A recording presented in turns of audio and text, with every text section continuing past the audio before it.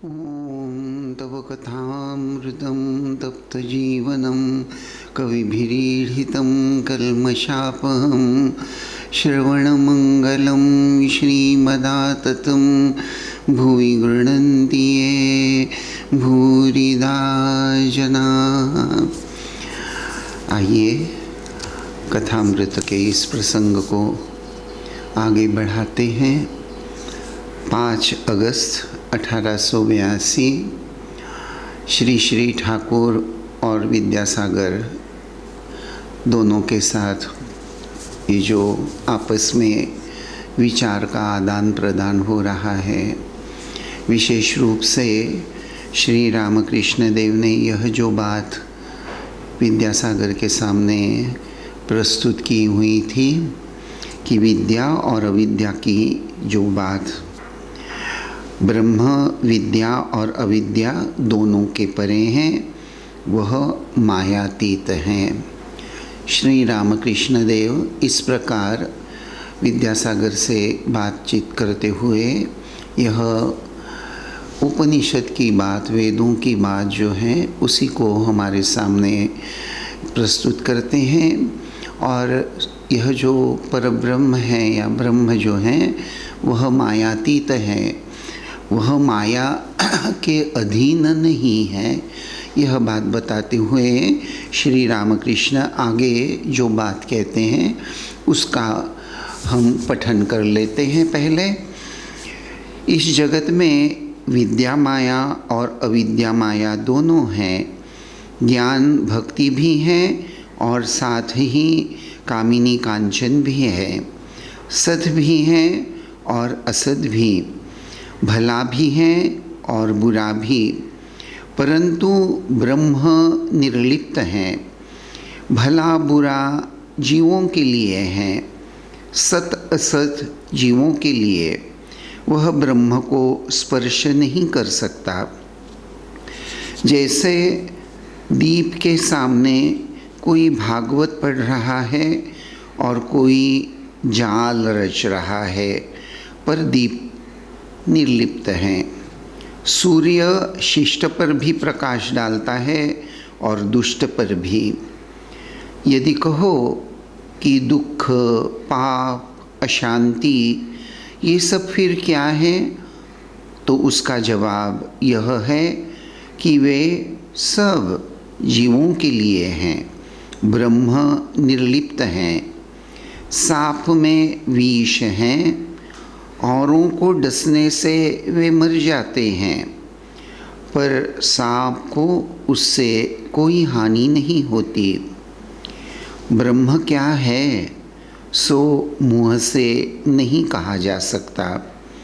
सभी चीज़ें झूठी हो गई हैं। वेद, पुराण, तंत्र, षड्दर्शन सब झूठे हो गए हैं। मुँह से पढ़े गए हैं, मुँह से उच्चारित हुए हैं, इसी से झूठे हो गए हैं। पर केवल एक वस्तु ही झूठी नहीं हुई है, वह वस्तु ब्रह्म है। ब्रह्म क्या है यह आज तक कोई मुँह से नहीं कह सकता।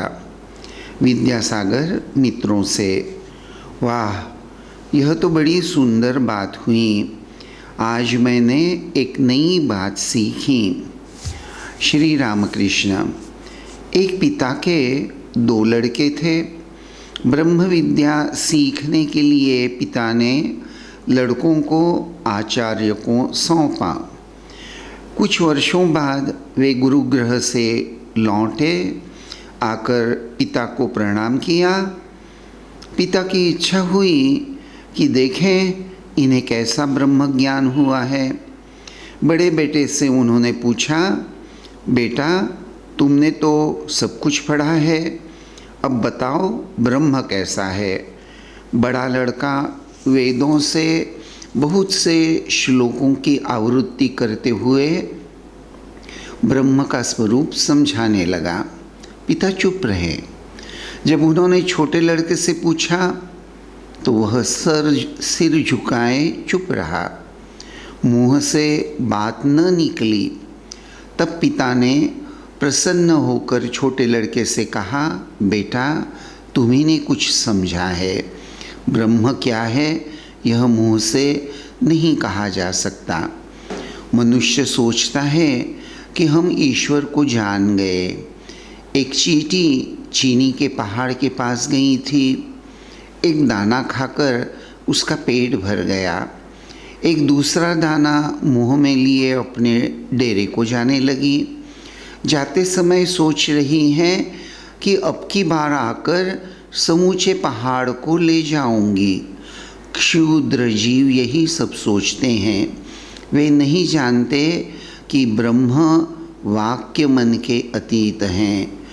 कोई भी हो वह कितना ही बड़ा क्यों न हो, ईश्वर को जान थोड़े ही सकता है। शुकदेव आदि मानो बड़े चीटे हैं। चीनी के 8-10 दाने मुंह में ले लिए और क्या। तो यहाँ हम विस्तार से देख रहे हैं श्री रामकृष्ण देव ये जो उन्होंने अभी ये जो वाक्य उच्चारण किया था कि ब्रह्म विद्या और अविद्या दोनों के परे हैं, वह मायातीत हैं, माया के अतीत, अर्थात ब्रह्म जो हैं वह माया के अधीन नहीं है। ये जो मूलतः ये जो अंतर हैं, हम सभी जो जीव हैं हम माया के अधीन हैं। हम सब पर माया का प्रभाव है और उस प्रभाव के फलस्वरूप ही तत्वतः हम सच्चिदानंद स्वरूप ब्रह्म स्वरूप होते हुए भी हम अपने आप को ब्रह्म स्वरूप नहीं जानते और अपने आप को इस देह के साथ एक रूप होकर इस देह के आधार से ही हम अपनी पहचान लेकर जीवन यापन कर रहे हैं।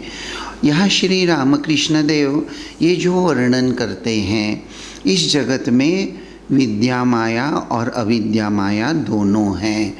ज्ञान भक्ति भी है और साथ ही कामिनी कांचन भी हैं, सत भी हैं और असत भी, भला भी है बुरा भी। तो यहाँ ये जो संसार का एक प्रकार से श्री रामकृष्ण देव ये जो वर्णन कर रहे हैं कि इस संसार में ये जो विद्या माया और अविद्या माया, अर्थात विद्या माया का जब प्रभाव जीव पर आता है तब उसके मन पर ये जो माया का या अज्ञान का यह जो पर्दा, यह जो आवरण है, यह आवरण विद्या माया के प्रभाव से हल्का हल्का धीरे दूर होना शुरू हो जाता है और जिसका परिणाम जीव के अंतःकरण में आध्यात्मिक स्पृहा का जागरण हो जाता है। उसके अंतःकरण में कुछ मूलभूत प्रश्न उसके मन में उसका अंतःकरण एक प्रकार से मथने लगते हैं।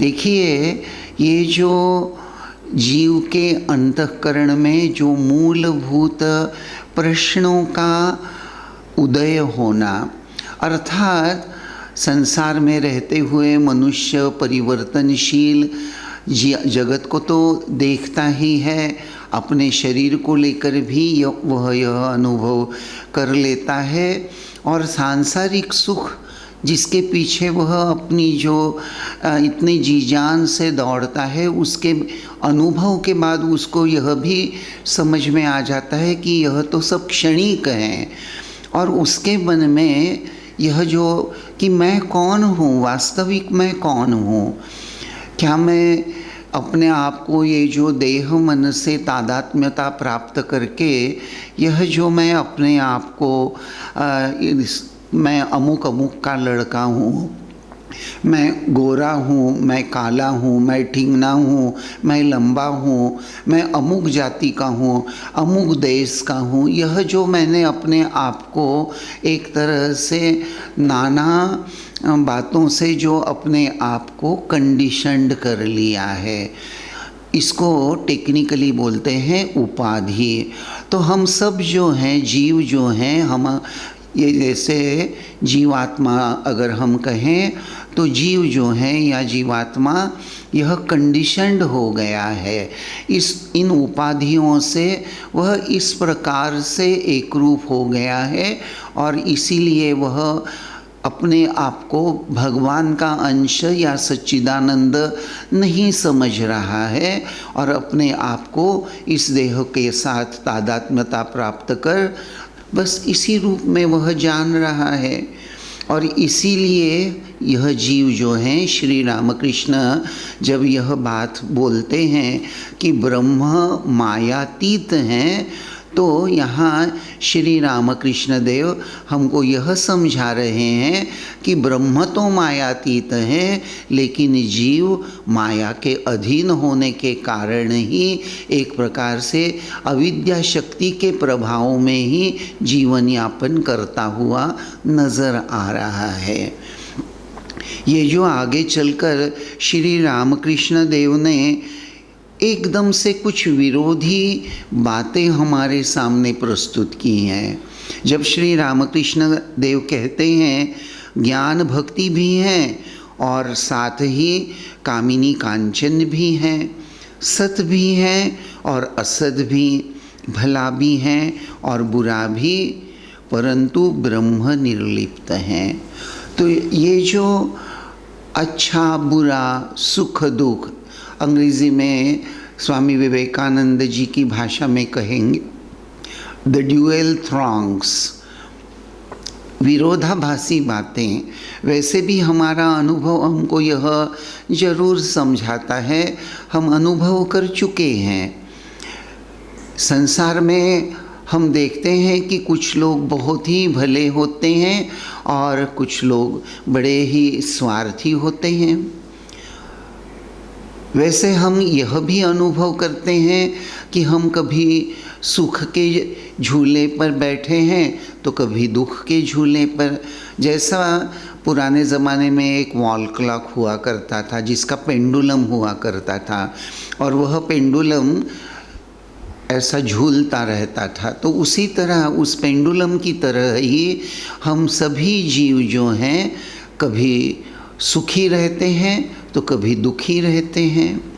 तो सुख दुख के झूले पर ही हर जीव बैठा हुआ है, क्योंकि वैसे देखा जाए तो संसार में जो भी वस्तु वह सोचता है कि इससे मुझे सुख प्राप्त होगा, तो बहुत बार ऐसा देखा जाता है कि जो वस्तु सुख का कारण होती हैं वह वस्तु ही कभी कभी दुख का निमित्त भी बन जाती हैं।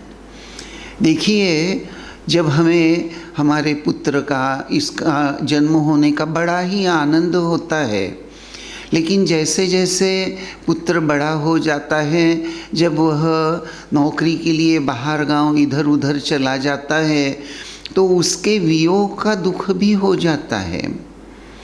तो हमेशा बहुत बार मान लीजिए कि आप डायमंड स्टडेड एक सुंदर घड़ी खरीदते हैं, तो घड़ी खरीदने का आनंद ज़रूर मिल जाता है कि मेरे पास इतनी सुंदर घड़ी है, लेकिन उसी पल कहीं यह घड़ी चोरी न हो जाए, यह एक प्रकार की चिंता भी हमारे मन में काम करने लगती हैं। तो इस संसार में जीव जो है इस प्रकार ये अच्छे बुरे के झूले पर ही बैठा हुआ नज़र आता है और श्री रामकृष्ण देव इस बात को भली भांति जानते थे। यह जो विद्यासागर के साथ वार्तालाप करते हुए श्री रामकृष्ण ये जो ब्रह्मचर्चा प्रस्तुत कर रहे हैं, हमने पहले ही देख लिया है, मास्टर से हमने जान लिया है कि विद्यासागर जो हैं वे षड्दर्शन पढ़ चुके हैं। अर्थात श्री रामकृष्ण देव यहाँ ये जो वर्णन बता देते हैं कि वेद कहो, पुराण कहो, तंत्र कहो, षड्दर्शन कहो, सब झूठे हो गए हैं, मुँह से पढ़े गए हैं, मुँह से उच्चारित हुए हैं, इसी से झूठे हो गए हैं। श्री रामकृष्ण देव यह सब जो बातें कर रहे हैं, इसके माध्यम से क्या समझाना चाह रहे हैं? ये जो एक सुंदर उदाहरण श्री रामकृष्ण देव ने यहाँ जो दिया है, किसका उदाहरण दिया है? एक सांप का, विषधर सांप का, कि सांप जो विषधर जो सांप होता है, उसमें उसके मुंह में ही वह विष की थैली होती है, लेकिन उसके मुंह में विष होते हुए भी वह सांप जीवित ही रहता है। वह विष सांप को प्रभावित नहीं करता, लेकिन वह सांप जब किसी दूसरे को काटता है तो जिसको काटता है उसकी तो जान जाने की संभावना हो जाती है, और बहुत बार विषधर सांप के विष फैल जाने से जिसको वह काटता है उसकी मृत्यु भी हो जाती है। तो यहाँ श्री रामकृष्ण देव यह जो एक उदाहरण देकर समझा रहे हैं कि सांप को उसके गले में विष होते हुए भी उस पर उसका कोई प्रभाव नहीं होता। एक तरह से परब्रह्म ने ही यह सब संसार का निर्माण, यह संसार, यह प्रपंच किसके द्वारा सृजन हुआ है? तो उपनिषद में वर्णन हम पढ़ते हैं कि एकोहम बहुश्यामः, वह परब्रह्म तो एक ही है, लेकिन उसको बहु होने की, अनेक होने की इच्छा हो गई और यह विश्व प्रपंच का सृजन हो गया। The multiplicity of this whole universe. और यहाँ हम देखते हैं इस उदाहरण के द्वारा श्री रामकृष्ण देव यह समझाते हैं कि जीव देह के साथ तादात्म्य होकर भगवान से, ईश्वर से कहो या ब्रह्म से अलग होकर अपनी एक इंडिविजुअलिटी लेकर जीना शुरू कर देता है। तो वस्तुतः जीव में ही वह ब्रह्म स्वरूप, वह उसमें ही विद्यमान है, लेकिन जीव अज्ञान के कारण यह जानता नहीं है कि वह तत्वतः ब्रह्म स्वरूप है, और अपने आप को वह देह मानकर, ईश्वर से अलग मानकर जी रहा है। यही बात अन्य प्रकार से भी श्री रामकृष्ण देव यह जो दीपक की बात छेड़ते हैं, दीपक का उदाहरण जो ठाकुर प्रस्तुत करते हैं कि दीप जो होता है, या दीपक कहिए, दिया सामान्य भाषा में दिया, तो या आजकल की मॉडर्न भाषा में अगर कहना है तो चलो हम टेबल लैम्प का उदाहरण ले लेते हैं। तो टेबल लैम्प के प्रकाश में कोई शास्त्र ग्रंथ पढ़ रहा है, तो टेबल लैम्प के प्रकाश में कोई उल्टी सीधी भी ऐसी मैगज़ीन भी पढ़ रहा होगा, कोई नॉवेल पढ़ रहा होगा। तो जैसे टेबल लैम्प का काम क्या है? प्रकाश देना, लेकिन उस प्रकाश की उपयोगिता करके क्या पढ़ना है यह चयन करना, तो वह तो मनुष्य पर निर्भर है। एक मनुष्य टेबल लैम्प के प्रकाश में टेबल लैम्प जलाकर शास्त्र ग्रंथ पढ़ रहा है, वचनामृत पढ़ रहा है, कथामृत पढ़ रहा है, तो दूसरा कोई नॉवेल पढ़ रहा है, शृंगारिक नॉवेल पढ़ रहा है। तो भाई यह जो चयन करने का सामर्थ्य, तत्वतः सच्ची बात यह है कि मनुष्य में ही विवेक शक्ति विद्यमान होते हुए भी बहुत बार मनुष्य अविद्या माया के प्रभाव के कारण इस विवेक शक्ति का सही उपयोग करना नहीं जानता। वह सही उपयोग करना नहीं जानता, करता नहीं है, फलस्वरूप वह विषयासक्त जीवन यापन ही करने में अपने जीवन को धन्य मान लेता है। जब यहाँ श्री रामकृष्ण देव कहते हैं ज्ञान भक्ति भी है और साथ ही कामिनी कांचन भी है, अर्थात मनुष्य चाहे तो ज्ञान योग के आधार से या भक्ति योग के आधार से, वैसे धर्म जो है हमारा सनातन धर्म है, यह जो है तो इसके अंतर्गत भगवत प्राप्ति के विविध मार्ग बताए गए हैं। मनुष्य जैसे मनुष्य के जीवन में संस्कारों के कारण विविधता होती है।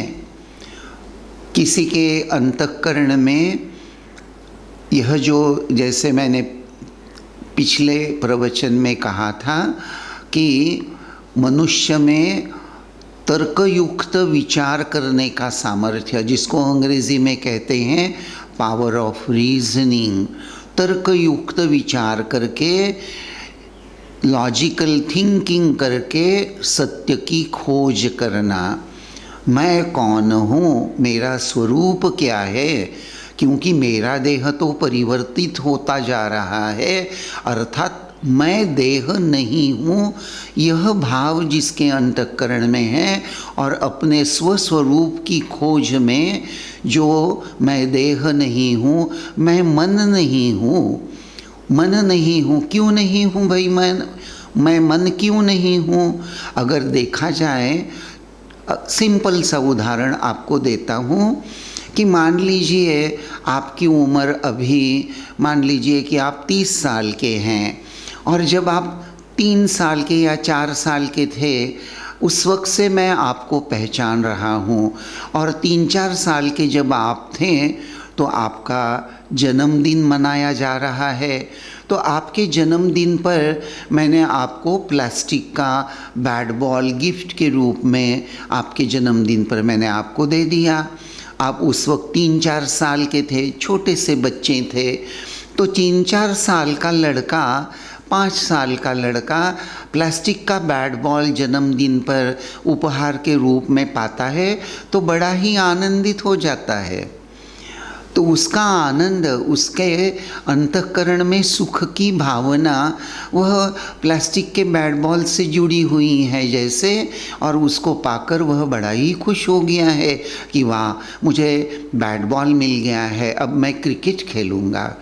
और वहीं आप अब 30 साल के हो गए हैं, बड़े हो गए हैं, आपका जन्मदिन है, और आपके जन्मदिन पर अगर मैं आपको फिर से एक बार वही प्लास्टिक का बैट बॉल गिफ्ट के रूप में अगर देता हूँ, तो जब आप 4-5 साल के थे उस वक्त बैट बॉल गिफ्ट प्राप्त करने के बाद जो आनंद आपको हुआ था, क्या वही आनंद आपको जब आप 30 साल की उम्र में यह बैट बॉल गिफ्ट के रूप में प्राप्त कर रहे हैं, उससे वही आनंद आपको होगा क्या?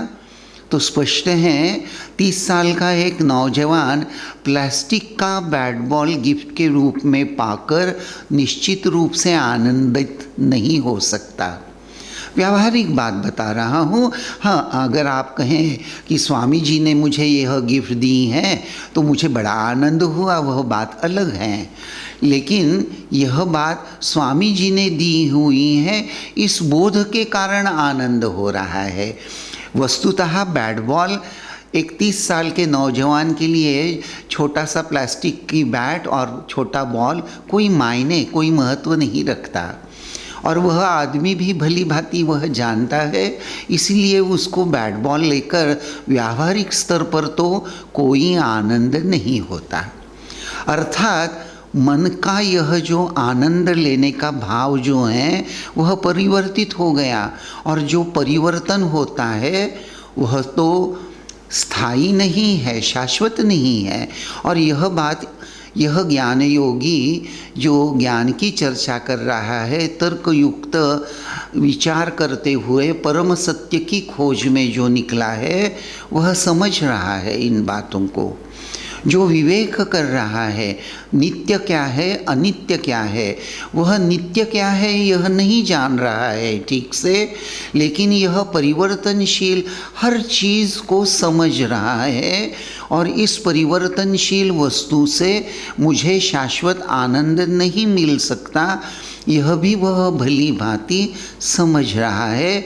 और इसीलिए यह जो परिवर्तनशील बातें हैं जिनसे टेम्पररी आनंद मिल रहा है, उन सबको वह बाजू में रख दे रहा है, एक तरह से उसका त्याग कर रहा है। इसी को उपनिषद या शास्त्र ग्रंथ में कहा है नेति नेति वाचक विचार। यह नहीं, यह नहीं, यह नहीं। यह क्यों नहीं? क्योंकि यह परिवर्तन बदलाव होता जा रहा है, इसमें ये शाश्वत नहीं है, परिवर्तित हो रहा है। यह नहीं, यह नहीं। तो उपनिषद में जो परब्रह्म का ज्ञान, उसकी जो चर्चा है वह इंडिकेटिव है। उसको पढ़कर जब तक हम जीवन में आचरण में लाकर उसके द्वारा ज्ञान से सिद्ध नहीं होते, तब तक यह बात सिर्फ पढ़ी पढ़ाई। जैसे कबीरदास कहा करते थे ना, कबीरदास की वह बात बड़ी प्रसिद्ध है। कबीरदास कहते थे कि आप जो बातें बता रहे हैं वो तो पोथी पढ़ी हुई बात हैं, और मैं जो बता रहा हूँ वह अनुभव की बात है। तो परब्रह्म या ये जो ब्रह्म है यह अनुभव की बात है। तो यहाँ श्री रामकृष्ण देव जब ज्ञान की बात, भक्ति की बात प्रस्तुत करते हैं, तो यहाँ श्री रामकृष्ण देव एक तरह से हमको यह समझा रहे हैं कि अपने जीवन का उद्देश्य साध्य करने के लिए ज्ञान योग हैं, भक्ति योग हैं, कर्म योग हैं। हमारे सनातन धर्म के शास्त्र ग्रंथों में विविध योगों की बातें आई हैं, उनकी साधना पद्धतियों का विस्तृत वर्णन हमें शास्त्र ग्रंथों में प्राप्त होता है। लेकिन सिर्फ वर्णन पढ़ने के बाद हमको ईश्वरानुभूति नहीं होने वाली। वहाँ जैसे बताया गया है उसके अनुरूप जीवन में उन तत्वों को, उन आइडियोलॉजी को, उन अनुशासन को अपने जीवन में उतारने का प्रयास अत्यंत महत्वपूर्ण माना जाता है। देखिए, उदाहरण के लिए मैं और एक छोटा सा उदाहरण आपको देता हूँ कि मान लीजिए कि आपको गुलाब के फूल का सुगंध का ज्ञान नहीं है। आप नहीं जानते कि गुलाब का फूल कैसा होता है, गुलाब के फूल का सुगंध कैसा है, इसका आपको बिल्कुल ही कोई ज्ञान नहीं है।